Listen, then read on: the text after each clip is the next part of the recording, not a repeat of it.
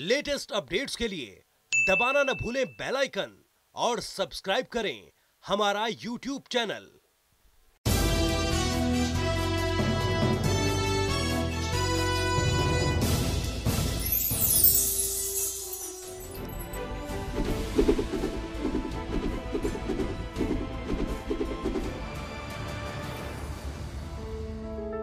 नमस्कार दोस्तों, मैं हूं दीपक अरोड़ा।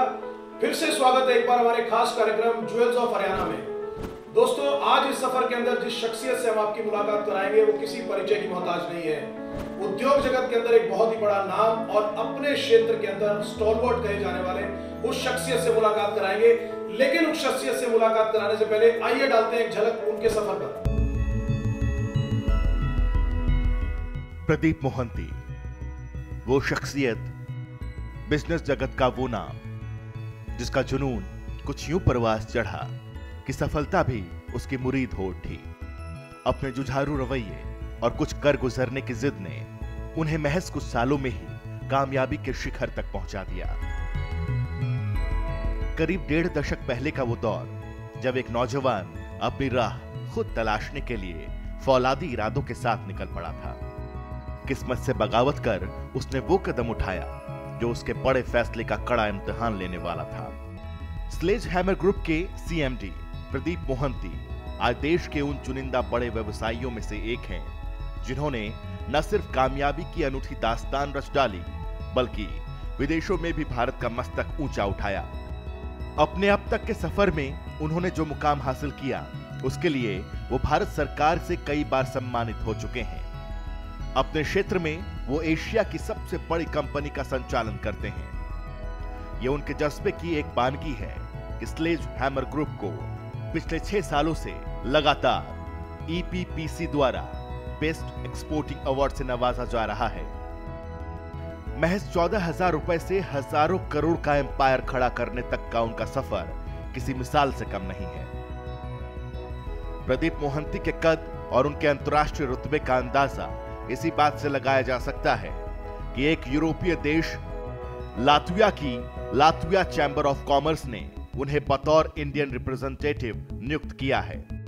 एक भारतीय का यह मुकाम हासिल कर पाना भारत देश के लिए किसी गौरव से कम नहीं है। सामाजिक तौर से उनके जीवन का एक और पहलू है जो इस किरदार को एक महान शख्सियत बनाती है। प्रदीप मोहंती सामाजिक तौर से पिछड़े लोगों के लिए किसी मसीहा से कम नहीं है। इनकी कंपनी में कई ऐसे लोग भी काम करते हैं जो आर्थिक तौर से पिछड़े हुए थे लेकिन किसी न किसी ढंग से टैलेंटेड थे। आर्थिक तौर से कमजोर छात्रों के लिए उन्होंने कई शैक्षणिक संस्थाओं को अडॉप्ट किया जिसका सारा खर्च वो खुद उठाते हैं। खेलों में खासी दिलचस्पी रखने वाले प्रदीप मोहंती विदेशों में आयोजित क्रिकेट टूर्नामेंट्स में भी अपनी टीम के साथ मुकाबले में उतरते रहे हैं।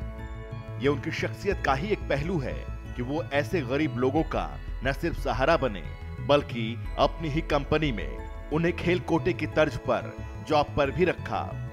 प्रदीप मोहंती को लग्जरी का भी खासा शौक है जो उनके रहन सहन से भी झलकता है। एक खूबसूरत स्वप्निल आशियाने के साथ साथ उनकी कार कलेक्शंस भी शानदार है। उनके कलेक्शन में Rolls Royce, Bentley, BMW, Audi और मर्सिडीज जैसी लग्जरी कारें शामिल हैं। ये लग्जरी लाइफस्टाइल उनके संघर्ष की वो कठोर दास्तान भी सुनाती है जिसकी बदौलत वो इसे हासिल कर पाने में सफल रहे। प्रदीप मोहंती के जीवन के ये दोनों पहलू उनकी शानदार शख्सियत और बेमिसाल व्यक्तित्व की झलक देते हैं।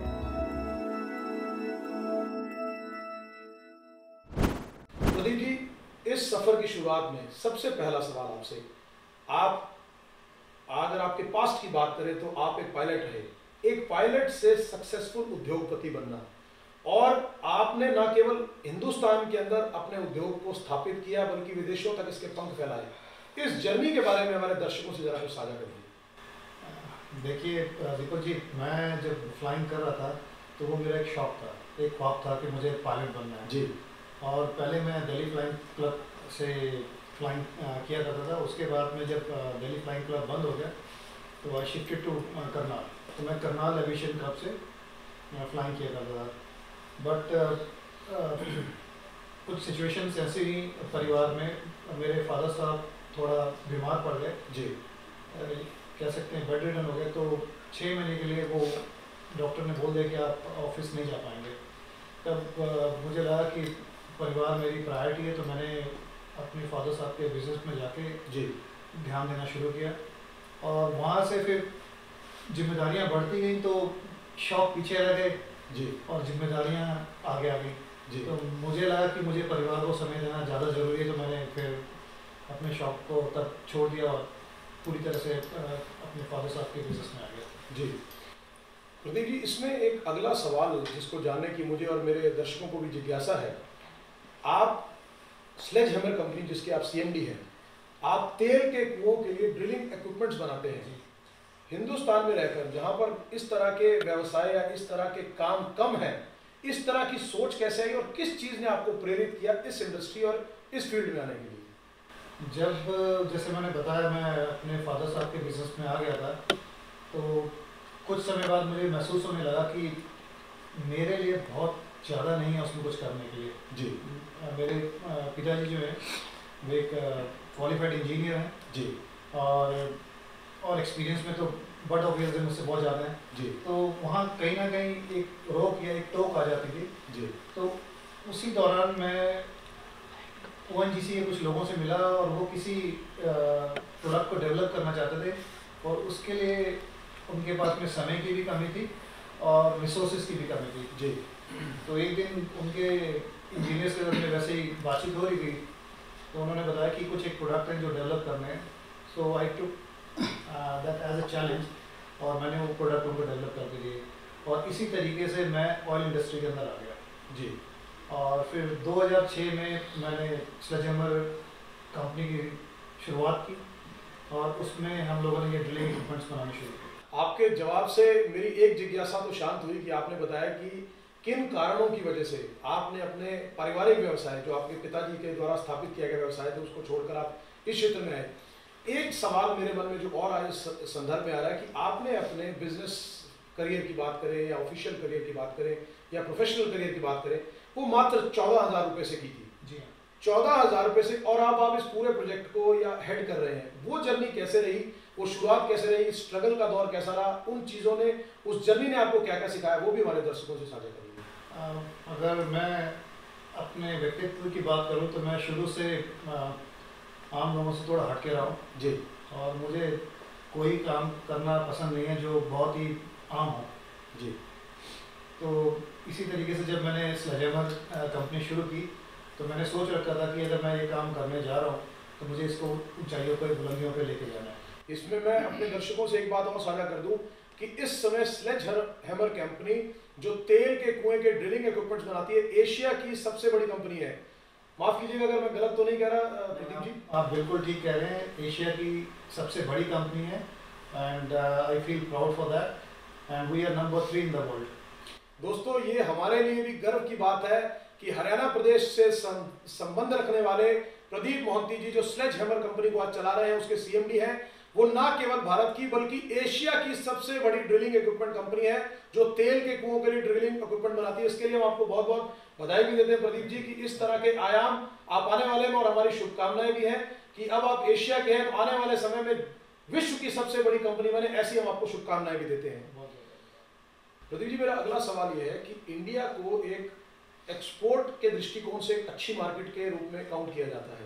आपने अपने आप को एक एक्सपोर्ट हाउस के तौर पर किस तरह स्थापित किया? अगर मेरी जानकारी सही है तो आज आप 98% तक एक्सपोर्ट कर पा रहे हैं अपने इक्विपमेंट्स को, इसके बारे में कुछ जरा हमारे दर्शकों के साझा करिए। देखिए जैसा मैंने बताया कि हम लोग जो प्रोडक्ट बनाते हैं वो ड्रिलिंग के लिए यूज़ होते हैं और ड्रिलिंग ज़्यादातर जो है दुनिया के उन हिस्सों में जैसे मिडल ईस्ट में, रशिया में, USA में और अफ्रीका के कुछ देशों में, वहाँ पे ड्रिलिंग बहुत ज़्यादा होती है जी।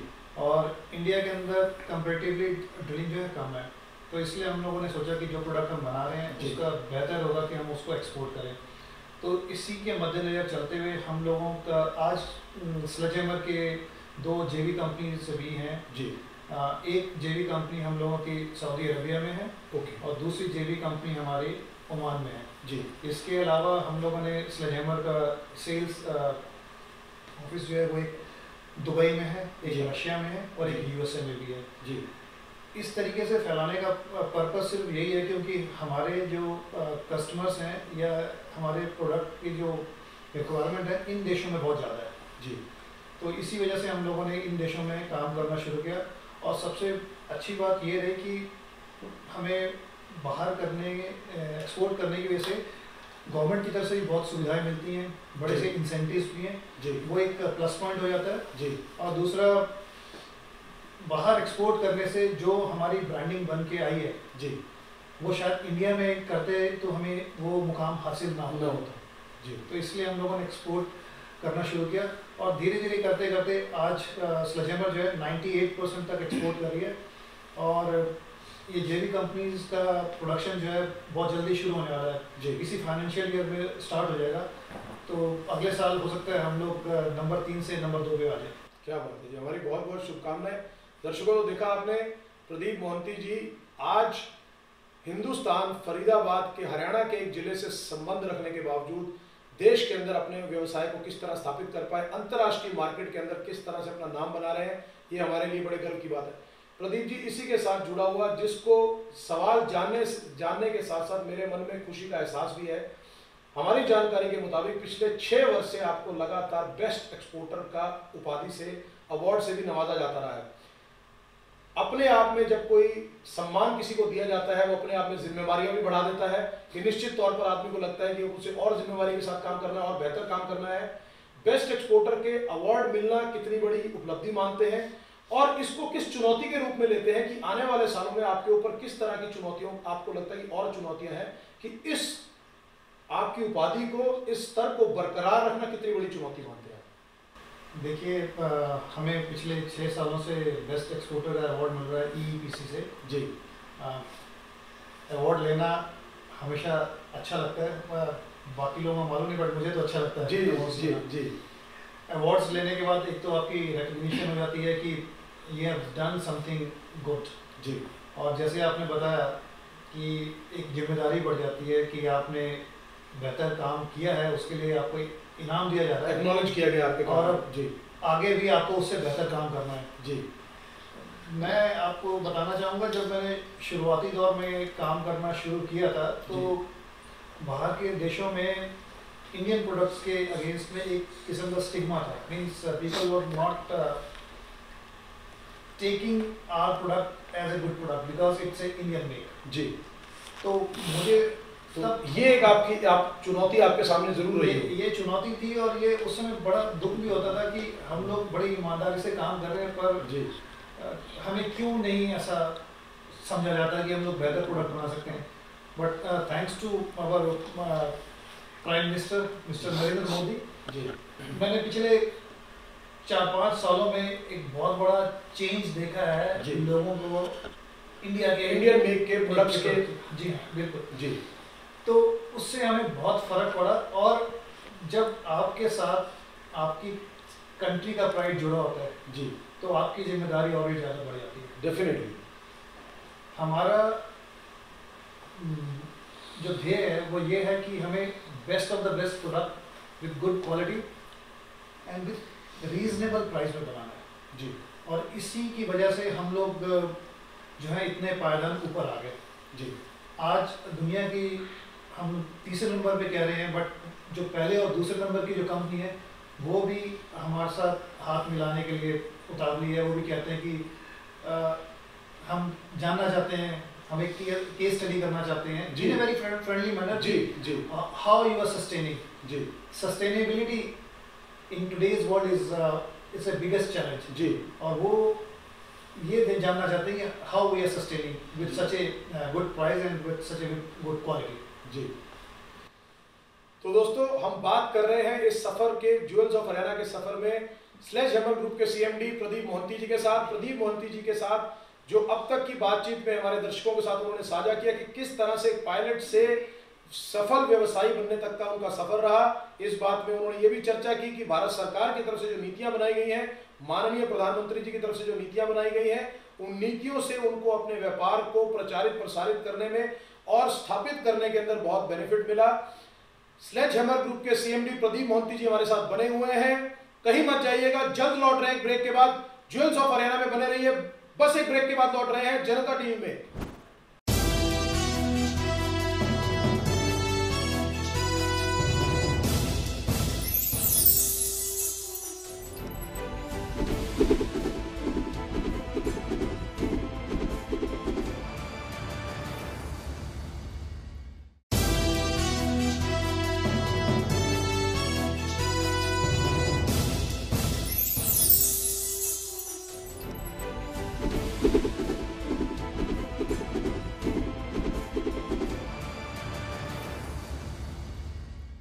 दोस्तों ब्रेक के बाद एक बार फिर से स्वागत है हमारे खास कार्यक्रम ज्वेल्स ऑफ हरियाणा में। मैं हूं दीपक अरोड़ा। इस सफर में आज जिस शख्सियत से बात हो रही है वो है स्लेजहैमर ग्रुप के सीएमडी मिस्टर प्रदीप मोहंती जी। प्रदीप जी के साथ बातचीत के दौर को आगे बढ़ाते हैं। प्रदीप जी, आज अगर आज के व्यवसाय जगत में बात करें, आज के इस उद्योग जगत के संदर्भ में बात करें, तो आप भारत के अंदर किसी नगीने से कम नहीं है। आपका क्या मानना है कि आने वाले समय में आपके नए बिजनेस प्लान्स क्या है, या विदेशों में भी आप कोई नई कंपनीज के साथ टाई अप करके अपने बिजनेस को एक्सपैंड करने की प्लानिंग कर रहे हैं? उसके बारे में हमारे दर्शकों के साथ कुछ साझा करिए। सबसे पहले तो मैं ये बताना चाहूँगा, जैसे मैं हरियाणा से हूँ, मुझे अपने शहर से बहुत ज़्यादा प्यार है जी। मुझे ज़िंदगी में बहुत अपॉर्चुनिटी मिली दूसरी कंट्रीज़ में, दूसरे शहर में रहने की, सेटल होने की, बट मैंने हमेशा उसको डिक्लाइन किया। जी। मैं अपना शहर छोड़ के नहीं जा सकता जी। क्या बात। तो बात करें अगर दूसरे बिजनेस फॉर्म्स की, हम लोग स्लेजहैमर में काफ़ी एक्सपेंशन प्लान कर रहे हैं जी। हम ड्रिलिंग इक्विपमेंट के अंदर एक और सेगमेंट को अब इंट्रोड्यूस कर रहे हैं, जिससे हम लोगों का कद इंटरनेशनल लेवल पे बहुत ऊपर बढ़ जाएगा जी। और जो नया प्रोडक्ट हम लोग लेके आने वाले हैं वो बहुत हाई एंड प्रोडक्ट है जी। टेक्निकली उसके अंदर इन्वॉल्वमेंट बहुत ज़्यादा है, और उसके लिए अभी हम लोगों ने बाय द वे स्लेजहैमर जो है गवर्नमेंट रिकग्नाइज R&D सेंटर भी है जी। और उसके अंदर तकरीबन 70 के करीब हमारी कंपनी में इंजीनियर्स जो हैं वो काम करते हैं जी।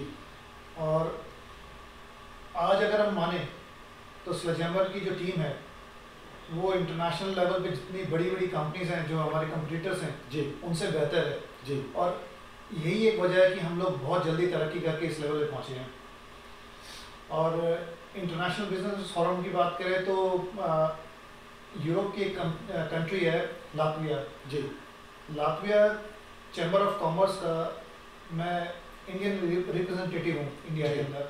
बहुत खूब। और जैसे किसी ने अपना बिजनेस वहाँ बढ़ाना है या वहाँ के लोगों ने यहाँ कुछ बिजनेस करना है, so I am the a kind of bridge in between that जी। जैसा मैंने आपको पहले भी बताया कि हम लोग जॉइंट वेंचर हम लोगों ने किया सऊदी अरबिया में जी। और सऊदी अरबिया में जिन लोगों के साथ हम लोगों ने जॉइंट वेंचर किया वो वहाँ की एक बहुत बड़ी कंपनी है। वो एक तरह से जो शेख अब्दुल अजीज़ अल कतानी हैं उनके साथ में हमारा जॉइंट वेंचर है, और दूसरा जॉइंट वेंचर हम लोगों ने ओमान में किया है, गल्फ एनर्जी करके कंपनी है जी, उनके साथ में जी। और ये दोनों कंपनी अपने देशों में टाइकून्स हैं जी। और हम लोग जो प्रोडक्ट अभी बना रहे हैं हम सेम यही प्रोडक्ट वहाँ बनाने जा रहे हैं, और उसकी वजह से हमें उनके गवर्नमेंट से भी सपोर्ट मिल रहा है, वहाँ की गवर्नमेंट भी हमें सपोर्ट कर रही है। और अगर मैं बात करना चाहूँ इंडियन गवर्नमेंट की, अब जो नीतियाँ इंडियन गवर्नमेंट ने बनाई हैं इस तरह की इन्वेस्टमेंट्स की, उससे हमें बड़ा लाभ हो रहा है और बड़ा इनकरेजमेंट भी मिल रहा है। प्रदीप जी, मेरा अगला सवाल आपसे, आज तो सब लोग प्रदीप मोहंती जी को एक सीएमडी के तौर पर स्लेजहैमर कंपनी के ओनर के रूप में जानते हैं, एक सक्सेसफुल बिजनेसमैन के रूप में जानते हैं, लेकिन शायद शुरुआती दौर ऐसा नहीं रहा होगा। जिंदगी में क्या कभी ऐसा कोई चुनौतियों का समय या ऐसा कोई कठिनाई का दौर भी आपने सामना करा, जो आपको लगता है कि वो कठिनाई के दौर ने आपको एक सफल व्यवसायी, एक विश्व पटल पर अपनी पहचान बनाने के लिए आपको प्रेरित किया? क्या कोई ऐसा वाकया जहन में आता है या कोई ऐसी बात जो आप हमारे दर्शकों से साझा करना चाहें? जी बिल्कुल हुआ है। जैसे मैंने बताया, मैंने जब शुरुआत की स्लेजहैमर की तो फादर साहब की तबीयत ख़राब हो जाने की वजह से मैं अपना फ्लाइंग का करियर छोड़ के आया और उनके बिजनेस में आया, और उसके बाद फिर ONGC के लोगों ने मुझे मोटिवेट किया। तो जब मैंने ये काम करने का सोचा तो बहुत से लोग थे, बहुत से दोस्त भी थे, बहुत से जानने वाले भी थे, जो एक तरह से मजाक उड़ाते थे कि भाई आपका तो वेल एस्टैब्लिश्ड बिजनेस है फादर, बिजनेस छोड़ दिया और एक नया बिजनेस छोड़ के आप नया करने जा रहे हो जिसके बारे में कोई जानता नहीं। तो बट मुझे एक तरह से जुनून था मेरे अंदर कि नहीं मैंने ये करना है, और उसके चलते मैं आसाम गया। आसाम में मैंने 3 महीने की ट्रेनिंग करी सेम प्रोडक्ट्स के अंदर। उसके बाद मैं किसी तरीके से कुछ पैसों का इंतज़ाम करके मैं फ्रांस गया। फ्रांस की रिग पे कुछ दिनों में मैंने काम किया और ये काम सीखा। फिर वापस आके मैंने स्लेजहैमर की स्थापना की थी। जी, तो ये आपने स्लेजहैमर की स्थापना किस वर्ष में की? मैंने 2006 में की थी। 2006। जी। तो इस तरीके से ये थोड़ी बहुत कठिनाइयाँ रही, बट असली कठिनाई तब शुरू हुई जब मैंने स्लेजहैमर को शुरू कर दिया। जी। क्योंकि उसके लिए बहुत बड़े पैसे की ज़रूरत थी, और पैसा उस समय मेरे पास में इतना था नहीं। जी। इतना या बोले था ही नहीं। जी। तो बिना पैसे या कुछ करना इट्स नॉट सो इजी। जी जी बिल्कुल। और एक मैं छोटा सा वाकया बताना चाहता हूँ मेरे शुरुआती दौर का। जब मैंने पहली बार एक बिजनेस टूर में मैं दुबई गया था, तो I was knocking somebody's door कि किसी के ऑफिस में गया था, मुझे लगता था he could be our potential client. जी। तो जब मैं उनसे जाके मिला तो उनके जीएम ने रिसेप्शन पे ही मना कर दिया कि उनको वापस भेज दो, मैं नहीं मिलना चाहता। जी। तो मैंने वहाँ रिसेप्शनिस्ट को थोड़ा इंसिस्ट किया कि मैम कि मैं इतनी दूर से आया हूँ, अगर आप मिलवा दें। तो that fellow came to the reception and shouted कि when I said clearly I don't want to meet you, why you are wasting my time. जी। तो मैं वहाँ से वापस आया, और मैं भगवान को इसलिए भी बहुत मानता हूँ कि भगवान ने मुझे बहुत कुछ दिया। जी। तो 2 साल बाद मैं दुबई में एक एग्जीबिशन में था, तो एक सज्जन मेरे पास आते हैं। उन्होंने बताया कि मैं इस कंपनी का सीएमडी हूँ और मैं आपके साथ में काम करना चाहता हूँ, और उनके पीछे जीएम साहब खड़े थे। जी। तो मैं ये मानता हूँ भगवान के घर में देर है अंधेर नहीं है। तो जी, उन्होंने हमारी काबिलियत को रिकग्नाइज किया, and they came by their own जी टू वर्क विद अस। जी। तो इस तरीके से बहुत छोटी छोटी चीज़ें रही हैं, कठिनाइयाँ रही हैं। लोगों ने सपोर्ट नहीं किया, लोगों ने पैसा नहीं दिया, बट मैं चाहूँगा कि आज हम लोग बात करें तो हम लोग पॉजिटिव बात करें। जी। किसी भी बड़े काम को करने के लिए छोटी छोटी कठिनाइयाँ आती है, तो हमें जी।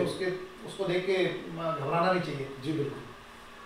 वो एक डायलॉग है शाहरुख खान का, जब तक सफल नहीं हो गए इट मींस पिक्चर अभी बाकी है। तो मुझे भी प्रदीप जी, एक अभी रिसेंटली पिछले 2 साल में एक मूवी आई थी 3 इडियट्स, मुझे भी उसमें आमिर खान का डायलॉग विशेष तौर पे आज याद आ रहा है कि कामयाबी के पीछे मत दौड़ो, एक्सीलेंस के लिए काम करो, कामयाबी आपके पास अपने आप आएगी।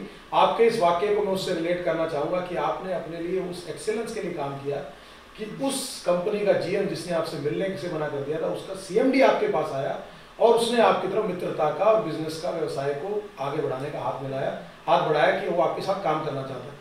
तो आज वो मुझे आमिर खान की वो कही बात बिल्कुल सटीक बैठती दिखती है आपके केस में। बहुत बहुत बधाई भी देता हूँ मैं प्रदीप जी।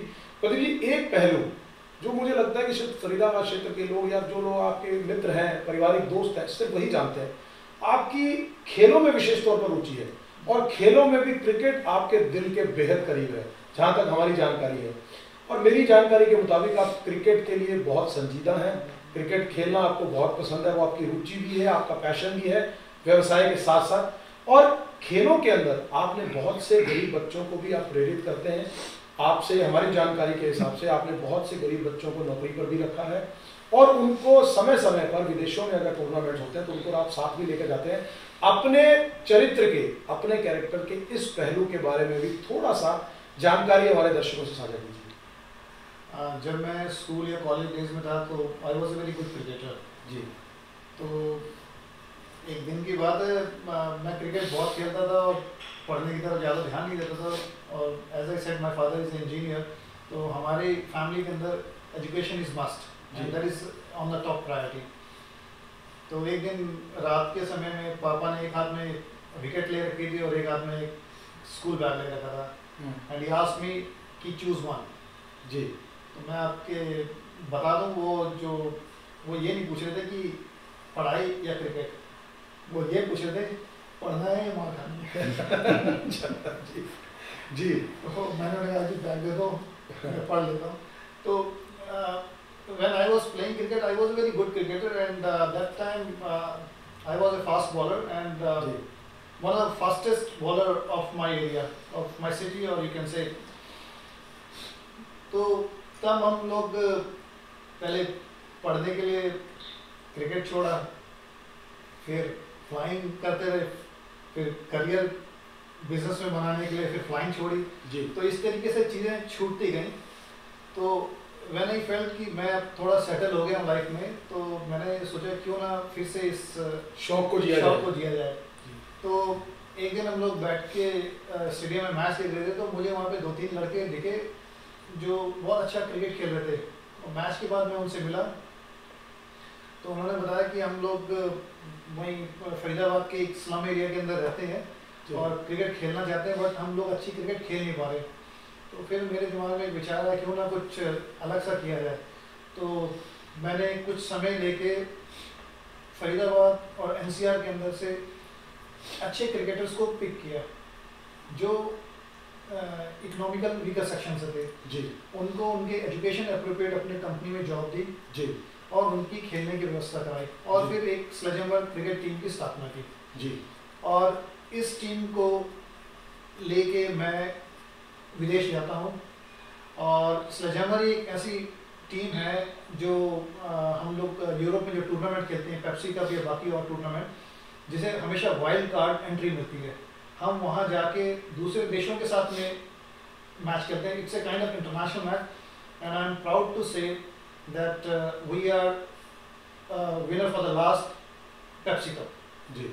पेप्सी कप पराग में हुआ था और उसके हम लोग विनर रहे जी। और इंटरनेशनल क्रिकेटर चेतन शर्मा वो हमारे कोच और मेंटर हैं जी। इस चीज़ में एक कड़ी और बताता हूँ कि जब मैं ये काम कर रहा था उसी दौरान मेरी मुलाकात फिल्म जगत के प्रसिद्ध विलन शक्ति कपूर जी के साथ में हुई जी। और उनके साथ मैंने अपना ये विचार साझा किया। तो उन्होंने बोला प्रदीप बहुत बढ़िया कर रहे हो, मैं क्या कर सकता हूँ आपके लिए। तो मेरे मुंह से यही निकला उस समय कि मैंने कहा सर आप साथ में चल लीजिए। And the very next moment he said okay Pradeep I am going with you. उसके बाद हम लोग अब तक 3 टूर्नामेंट ओवरसीज में खेल चुके हैं और वो तीनों के तीनों टूर्नामेंट में हमारे साथ में गए। 10-12 दिन हमारे साथ में रहते हैं और इन सब बच्चों के साथ में घुल मिल के रहते हैं and he haven't charge any single penny from us. वो बोले कि आप प्रदीप एक अच्छा काम कर रहे हो और अगर आपके अच्छा काम के साथ मैं जुड़ रहा हूँ तो मुझे कुछ नहीं चाहिए। प्रदीप जी, मैं आपको इस जज्बे और इस जुनून के लिए बहुत बहुत शुभकामनाएं देते हैं। आप ना केवल एक स्पोर्ट्स के अंदर, एक खेल के अंदर लोगों को प्रेरित कर रहे हैं उनकी रुचि को बढ़ाने के लिए। इससे अनुशासन की भावना भी आती है, कॉम्पिटिटिव भावना भी आती है, सेहत भी अच्छी रहती है। तो आप ये सब करते हुए हमारे हिसाब से आप समाज सेवा के अंदर भी कंट्रीब्यूट कर रहे हैं। एक पहलू प्रदीप जी आपका जो और बहुत कम लोग जानते होंगे, जिसके बारे में हमने थोड़ी सी अपनी रिसर्च की कि लोग आपको एक सफल व्यवसायी के तौर पे जानते हैं, लेकिन आप सफल व्यवसायी होने के साथ साथ एक बहुत ही सॉफ्ट दिल और बहुत ही नेक दिल इंसान भी हैं। सोशली भी, सामाजिक कार्यों के अंदर भी बहुत जागरूक रहते हैं, बहुत एक्टिव रहते हैं।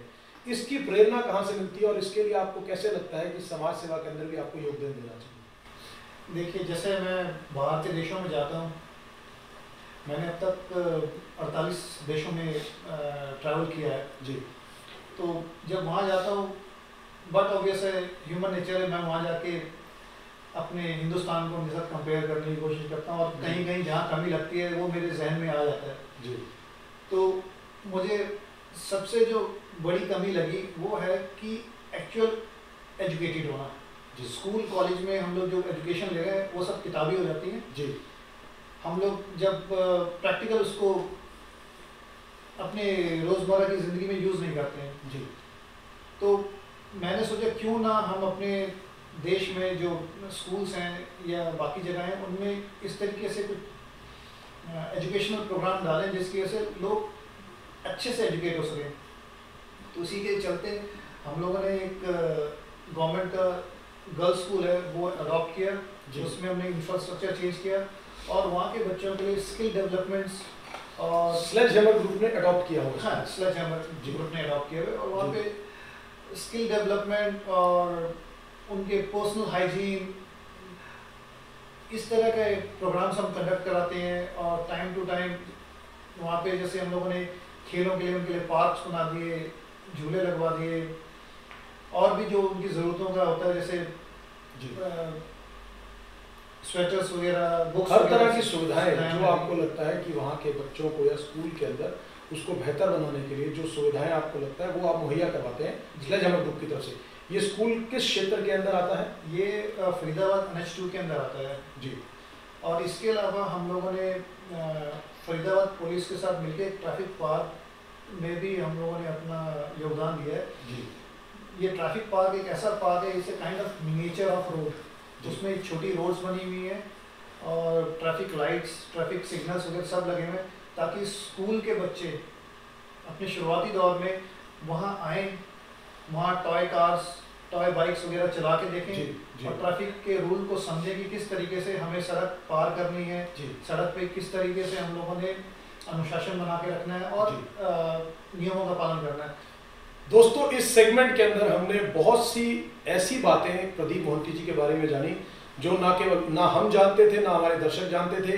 इंटरनेशनल बिजनेस फोरम पर वो प्रतिनिधित्व कर रहे हैं, बहुत सी सामाजिक संस्थाओं के साथ जुड़े हुए हैं, खेलों के अंदर उनकी विशेष रुचि है, गरीब बच्चों को, असहाय बच्चों को उनको प्रेरित करना, प्रोत्साहित करना खेलों के लिए, समाज सेवा के अंदर स्कूल को अडॉप्ट कर रखा है। न जाने कितनी बातों का समावेश एक शख्सियत के अंदर हो सकता है, इसके बारे में हम जानने का आज प्रयास कर रहे हैं इस ज्वेल ऑफ हरियाणा के शो के दौरान। दोस्तों, ब्रेक के ठीक उस पार एक वादे के साथ जा रहे हैं, जल्द लौटेंगे ब्रेक के उस पार, लेकिन जब ब्रेक से वापस लौटेंगे तो उनकी धर्मपत्नी, उनकी बेटर हाफ प्रतिमा जी के साथ लौटेंगे और बहुत सी ऐसी बातें जानने की कोशिश करेंगे जो केवल प्रदीप मोहंती जी के घर तक सीमित है। कहीं मत जाइएगा, बने रहिए ज्वेल ऑफ हरियाणा के साथ। जल्द लौट रहे हैं जनता टीवी पर।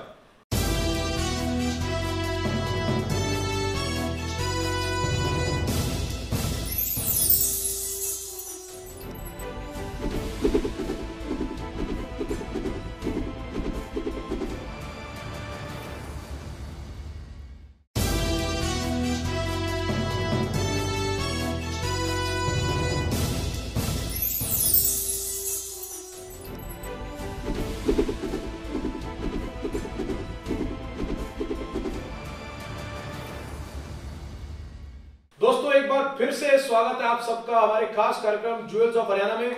मैं हूं दीपक अरोड़ा।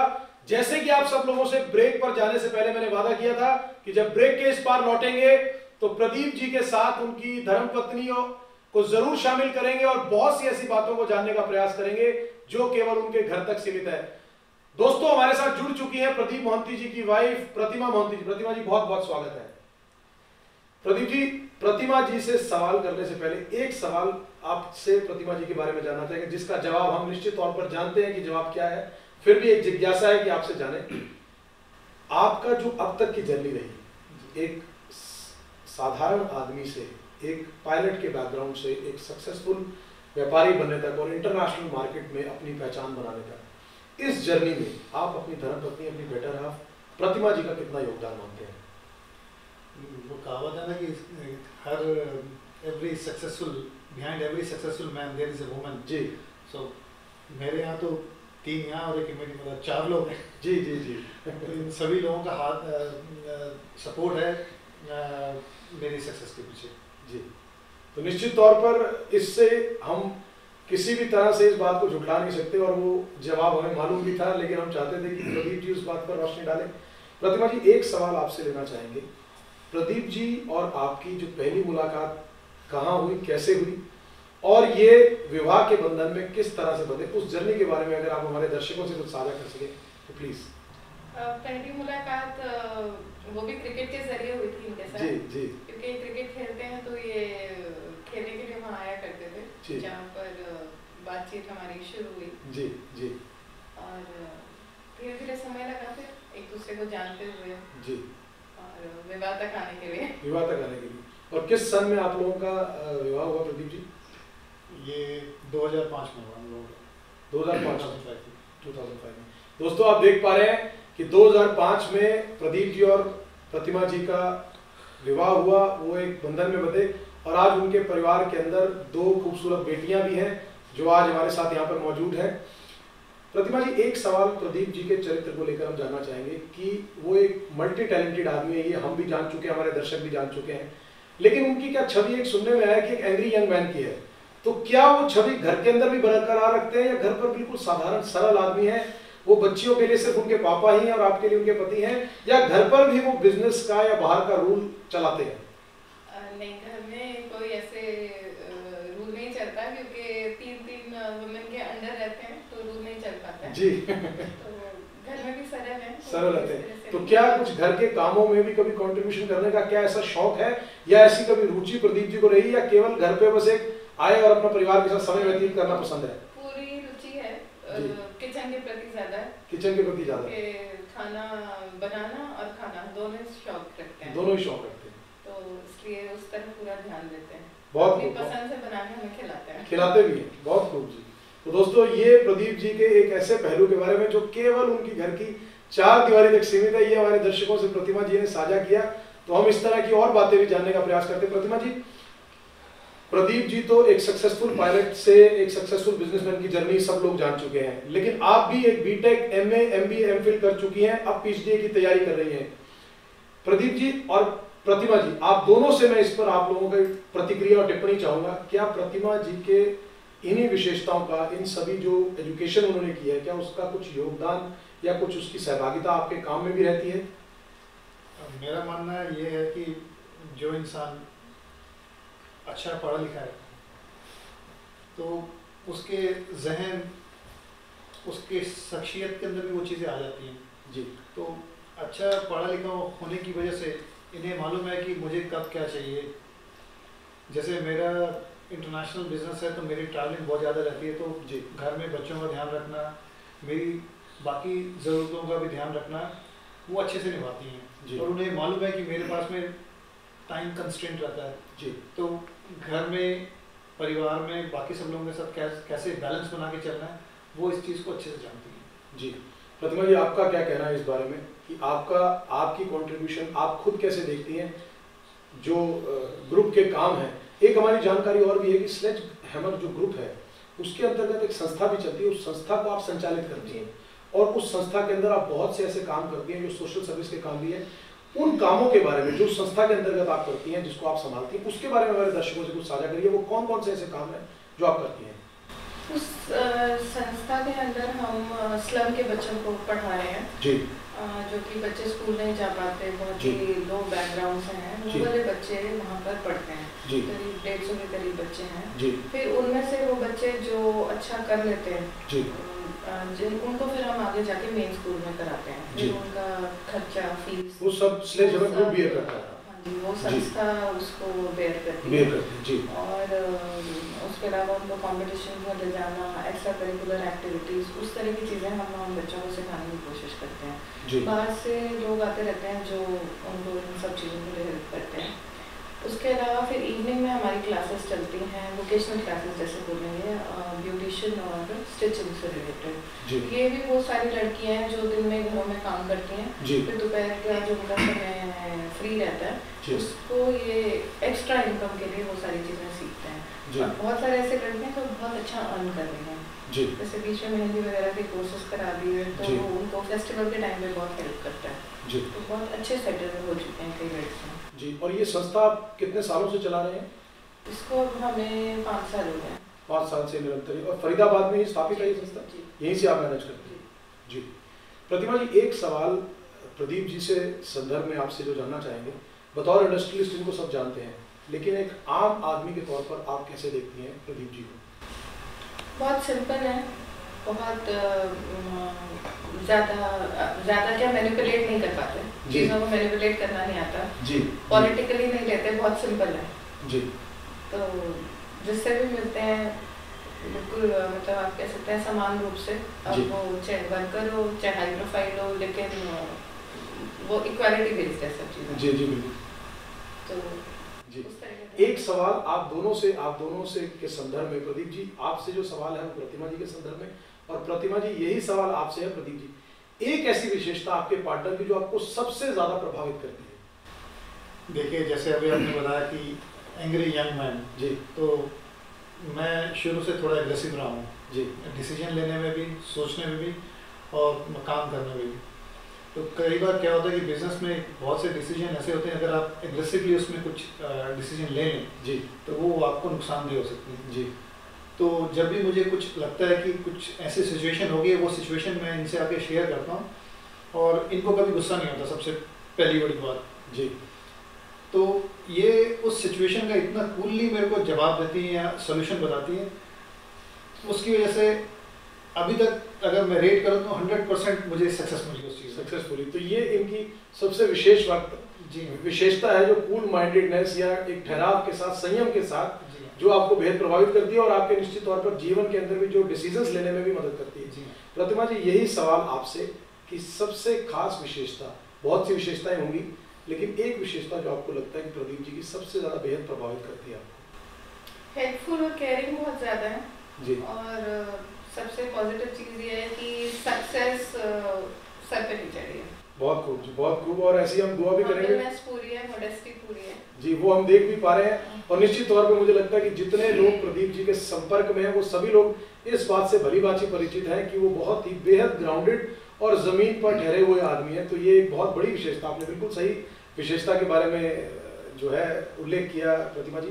प्रदीप जी, एक आपसे सवाल, हम अपने इस इंटरव्यू के, इस कार्यक्रम के आखिरी चरण में आ चुके हैं। आखिरी 2 सवाल जो आप लोगों से लेंगे।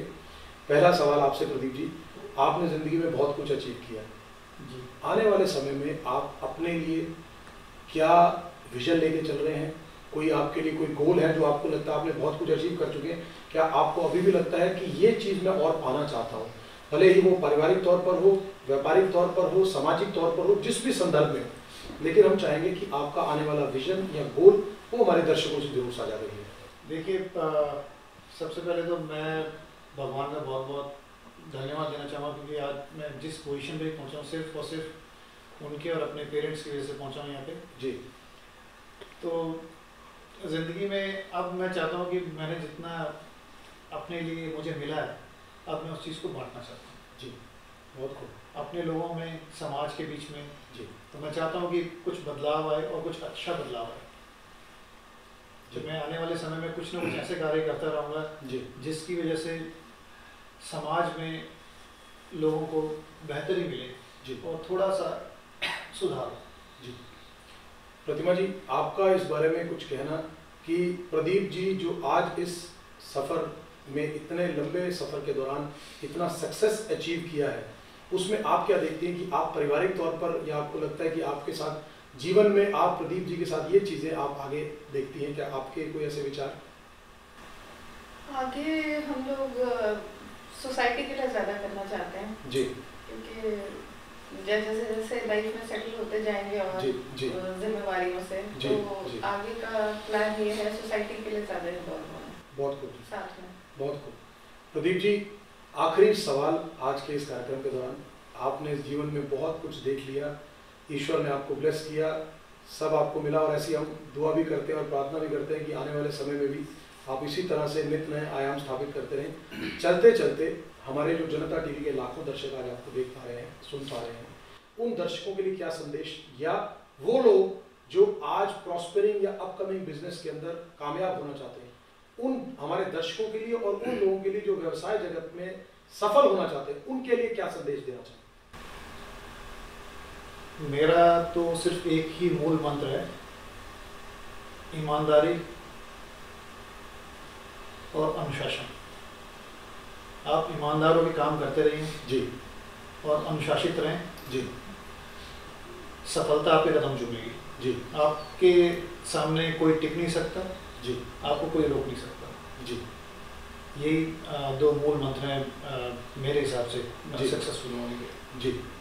तो दोस्तों, आज के इस सफर में आपने और हमने जानने की कोशिश की स्लेज हैमर ग्रुप के सीएमडी प्रदीप मोहंती जी और उनके परिवार के बारे में, प्रतिमा जी के बारे में, उनके अनछुए पहलू को।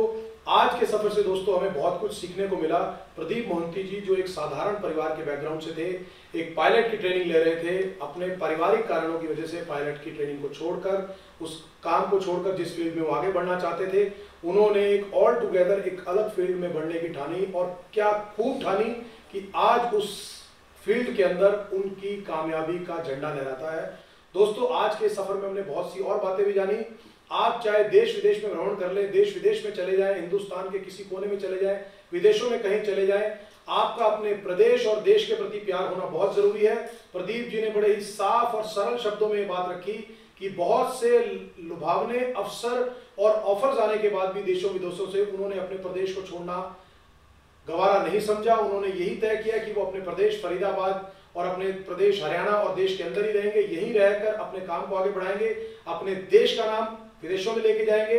एक बहुत महत्वपूर्ण मैसेज जो उन्होंने, और आज इस कार्यक्रम के माध्यम से हम सब लोगों को सीखने को मिला कि जीवन के अंदर अगर आप कुछ अचीव करो, ईश्वर आपको किसी चीज से नवाजे, तो एक समय के बाद आपको ये जिम्मेवारी समझते हुए समाज के लिए भी अपने आप को समर्पित करना चाहिए। आज बखूबी प्रतिमा जी जो उनकी सहभागिनी है, बेटर हाफ है, उन्होंने भी बताया कि किस प्रकार से वो एक एनजीओ या एक संस्था को चला रही हैं। उस संस्था को संचालित करते हुए समाज में अपने कुछ कंट्रीब्यूशन देने का काम कर रहे हैं। उसी तरह स्पोर्ट्स के अंदर प्रदीप जी ने बताया कि स्पोर्ट्स के अंदर वो लोग, वो बच्चे जो आज सुविधाओं के कमी के कारण चलते आगे नहीं निकल पाते, उनको किस तरह से सपोर्ट कर रहे हैं, प्रोत्साहित कर रहे हैं, प्रेरित कर रहे हैं। दोस्तों, हम सबकी जिम्मेवारी बनती है कि जीवन में अगर ईश्वर हमें किसी चीज से ब्लेस करे तो हम समाज के लिए अपनी कंट्रीब्यूशन करें, समाज को वो लौटाने का प्रयास करें।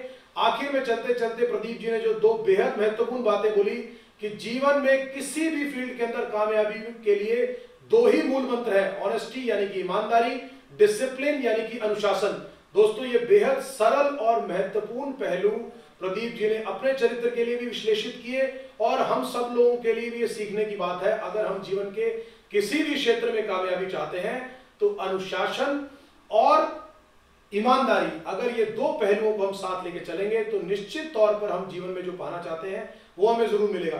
तो दोस्तों, आज के इस सफर में हमने बहुत सी ऐसी बातें जानी स्लेज हैमर ग्रुप के सीएमडी प्रदीप मोहंती जी के बारे में और उनकी धर्मपत्नी प्रतिमा मोहंती जी के बारे में।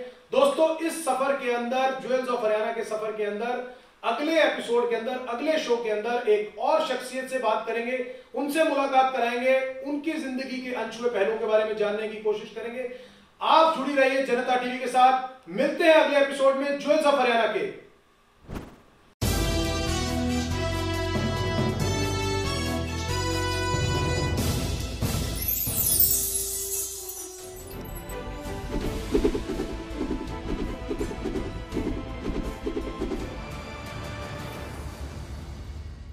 लेटेस्ट अपडेट्स के लिए दबाना न भूलें बेल आइकन और सब्सक्राइब करें हमारा YouTube चैनल।